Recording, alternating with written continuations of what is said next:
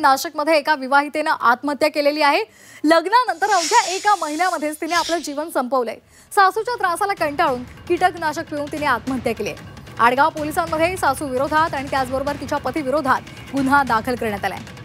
तिने प्रेमविवाह केलेला होता, मात्र हा प्रेमविवाह औट घटकेचा ठरलेला आहे, कारण महिन्याभरातच या विवाहितेला आपलं जीवन संपवावं लागलं। राज्यामध्ये महिलांच्या अत्याचारामध्ये वाढ होण्याचं प्रमाण सध्या आपल्याला पाहायला मिळतंय। नाशिकमध्ये सुद्धा प्रेमविवाह केलेल्या 21 वर्षीय विवाहितेनं आत्महत्या केली आहे। घरातील काम नीट करत नाही, जास्त बोलत नाही, तसंच सारखं मोबाईल पाहते। अशा पद्धतीने ही सासू त्या विवाहितेचा छळ करायची आणि या त्रासाला कंटाळून तिने टोकाचं पाऊल उचललं। तसंच पती लक्ष देत नसल्यामुळे ती एकाकी पडलेली होती आणि त्यामुळे अवघ्या महिन्याभरातच कीटकनाशक पिऊन तिने आत्महत्या केली आहे।